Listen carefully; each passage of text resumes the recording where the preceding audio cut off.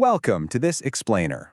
We all grew up with the basic outline of the Pied Piper, but today, we are definitely not looking at it as some simple bedtime story. We're going to examine it as a historical, cold case. Because when you actually look closely at the source material, it transforms into this deeply haunting study of human greed and, honestly, the absolutely devastating consequences of transactional ethics. So, let's set the scene. The year is 1284 in the super-prosperous German town of Hamelin. But they have a massive problem. The town is completely overrun by these unusually huge, totally bolt rats. And I mean, these weren't your everyday scatter-when-the-lights-come-on pests.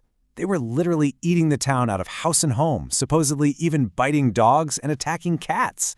As you can imagine, this threw the mayor into the absolute biggest crisis of his career. The town's entire prosperity was hanging by a thread. Now, it's so easy to get caught up in the magic and the mystery of the Piper himself, right? But the real anchor of this whole event is actually entirely human.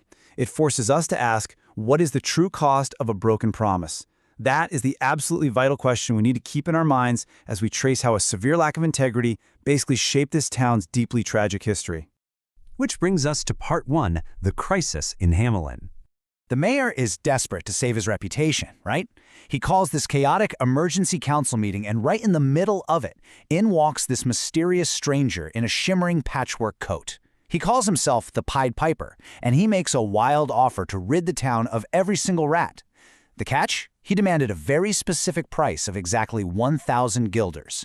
Well, the mayor, in a moment of sheer, unabashed desperation, doesn't even hesitate. He emphatically agrees. The bargain is struck.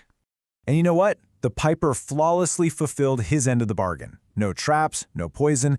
He simply stood in the town square, started playing this mysterious tune on his flute, and led every last mesmerized rat straight out of the gates and into the swift waters of the Weser River.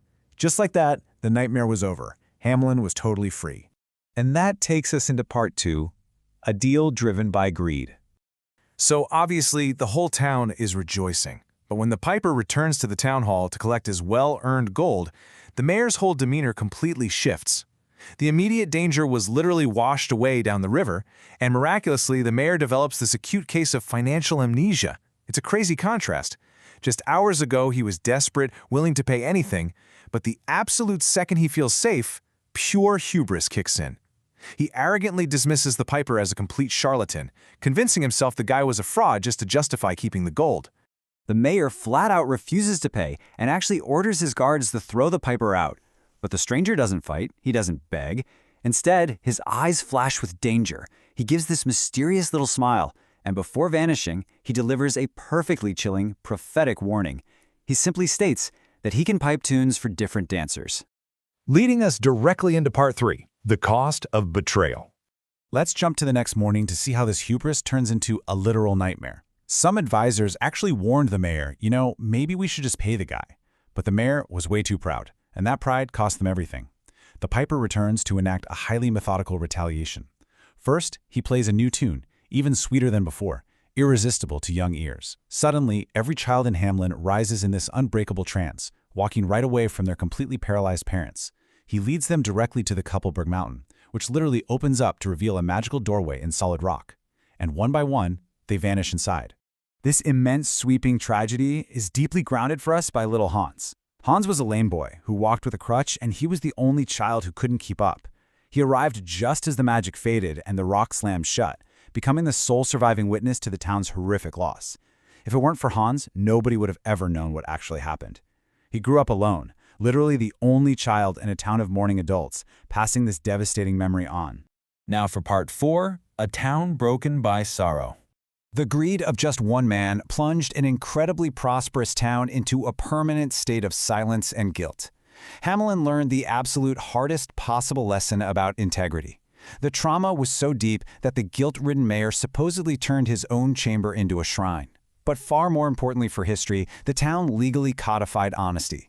They enacted strict new laws demanding that all promises must be kept. It wasn't just a polite saying, it became their unbreakable creed. They placed memorials on the town hall, and mothers actively taught the story to future generations, doing everything they could to ensure they would never, ever forget the price of betrayal. Finally, part 5, history, myth, and legacy. So how much of this cautionary tale is actually rooted in real historical fact? It's super fascinating because historians still debate this. Did the children actually die in some localized plague? The thing is, there's this massive glaring gap in the historical record.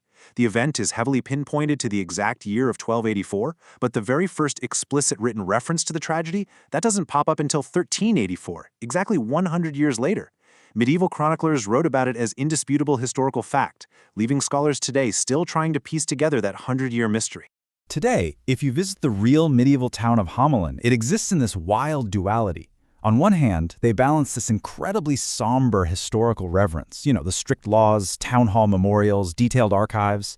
But on the other hand, the modern economy is heavily driven by tourist commercialization of the legend. You've got gift shops selling Piper merch right down the street from thousands of tourists hiking those very same Koppelberg trails. It's this really unique, polarizing mix of real historical trauma and fairy tale tourism. And yet, the story remains a global favorite precisely because of that moral complexity.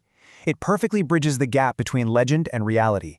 It teaches us from a young age that words have immense power and that debts of honor simply must be paid. There are no simple heroes or villains here, right? The Piper certainly isn't a traditional hero, and the mayor's punishment is just unimaginably horrific.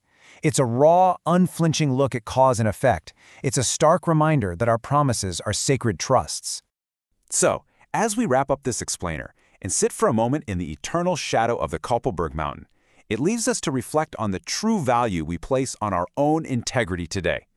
When we make a desperate deal, do we actually honor it once the danger has passed? The children of Hamelin teach us that while a broken promise might save you a little bit of gold today, the long-term consequences might literally cost you everything you hold dear. So I'll leave you with this. What promises are you putting off keeping, and are you prepared to pay the piper when he inevitably comes to collect? Thanks for joining me on this explainer.